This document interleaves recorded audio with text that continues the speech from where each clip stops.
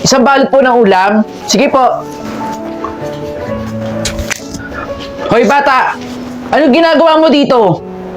Hindi mo ba nakikita na may mga kumakain? Kung pwede lang, doon ka muna sa gilid. Nakakahiya sa mga customer, oh. Pahingi po. Sinabi na, doon ka muna sa gilid, bata. Doon ka muna, ha? Ay, sige po. Itong batang to, makulit talaga eh. Pasensya na po. Sige po, isang balot po. Dami nating kinita ngayon, ha? Ang sakit na ng tiyan ko. Oh, ikaw na naman, bata. Pagkain lang. Ako, wala na. Ubus na yung paninda namin. Wala akong maibibigay sa'yo. Pahingi po ako pagkain sana. Pasensya na po kayo. Kumakalab na po kasi yung tiyan ko eh. Tsaka, bata, please lang oh, pag may kumakain dito, wag kang pupunta. Hindi ka naman ganun kabango eh. Ang baho-baho mo pa. Nakakaya-kaya sa customer namin. Pasensya na ha. Pasensya na po. Sige, ay, ugasan nyo na yan.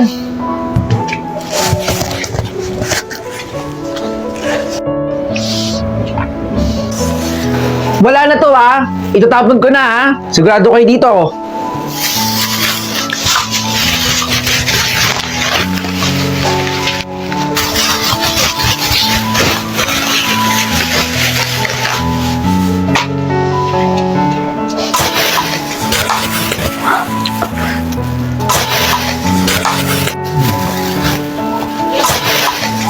Bata?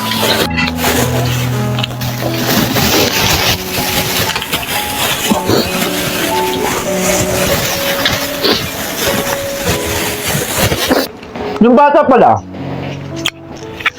kamusta ngayon? Yung lagi pumupunta rito, yung medyo hindi maganda yung amoy. Eh kahapon nakita ko yung hinain yung basura eh.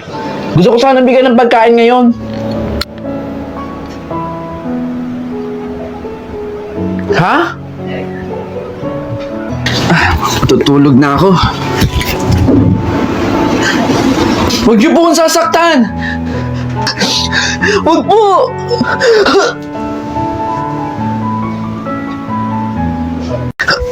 Uy!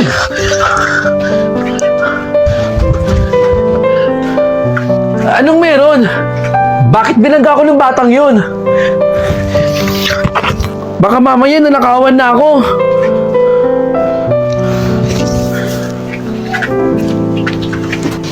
Ayan po lahat. Ito po yung bayad ko. Salamat po. Teka, yun yung batang bumangga sa akin kanina. Salamat po ah.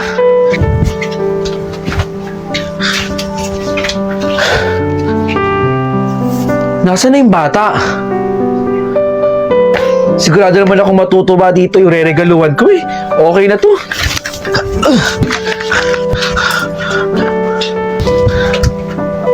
Bakit lagi na lang ako binubunggo ng batang yun?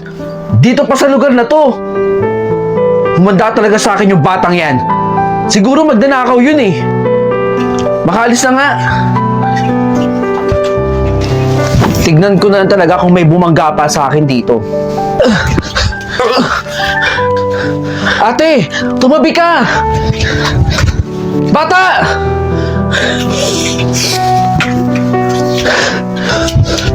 Huli ka! Ano bang trip mo? Bakit mo ba ako lagi binubunggo? Ha? Ano po ba yun? Nasasaktan ako! Magdanakaw ka, no? Magdanakaw ka sa lugar na yun, no? Ako na ba ginagawa mo ng ganon? O kahit yung ibang tao? Hindi po ako magdanakaw! Habulin niyo si Pedro! Nang-stotch na naman dito!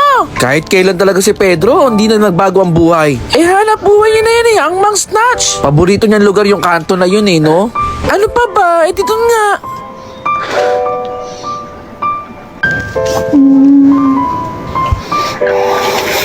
Hoy, pare! Huwag mo nang istatsin yung babaeng yun. Magbagong buhay naman kayo. Wala kaming pera. Kailangan namin ng pera. Palibasa kasi, may magulang ka na sumusuporta sa'yo. Huwag mo kami pinipigilan dito. Ganito na ang trabaho namin. Subukan mo lang.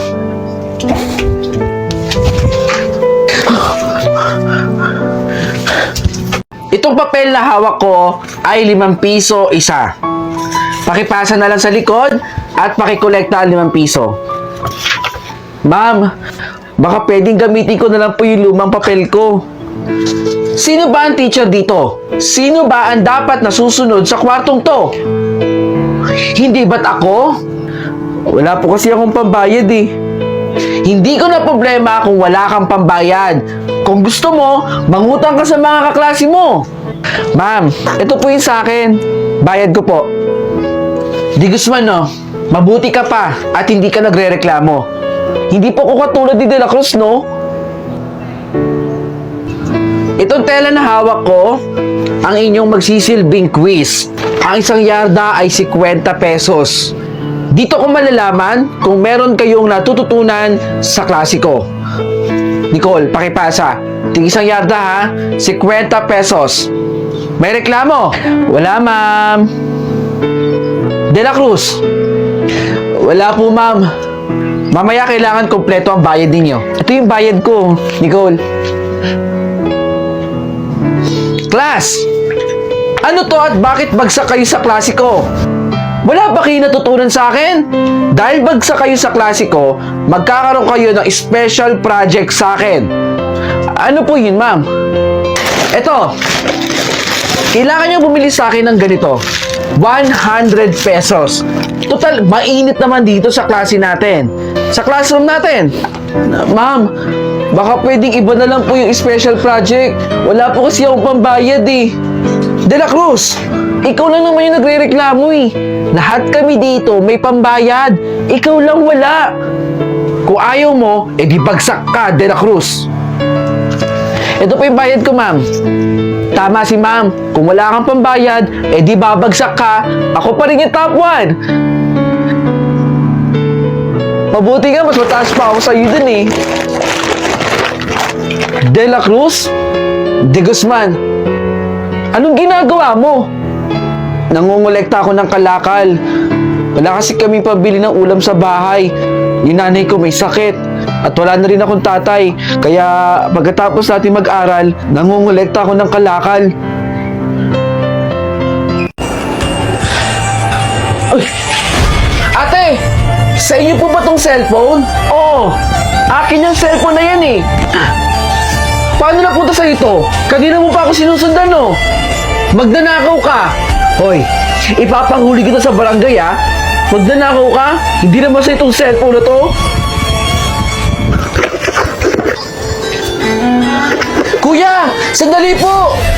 Sa inyo po ba tong wallet? Mukhang nalaglag po ninyo. Oo, kanina ko pa hinahanap yung wallet ko. Nasa iyo lang pala. Ito po. Akin na nga. Paano ka nakapasok dito? Magnanakaw ka, no? Hindi po ako magnanakaw. Isusumbong kita sa pulis.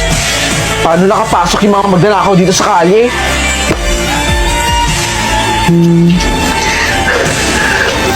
Ate! Sandali lang po. Sa inyo po ba tong kwintas? Mukhang mamahalin po ah. Baka nahulog po ninyo. Ito po. Miss, pasensya na po. Pero hindi po sa akin yung kwintas na yan. Kapag may naghanap po, pakisorry na lang po. Baka siya po yung tunay na may-ari. Maraming salamat po. Pero hindi po talaga sa akin yung kwintas na yan. Sige po. Ibabalik ko po ito sa tunay na may-ari. Dito na po ako. Salamat din po.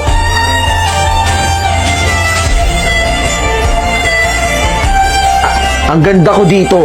Kailangan ko i-post to, no? Sakto. May panggala.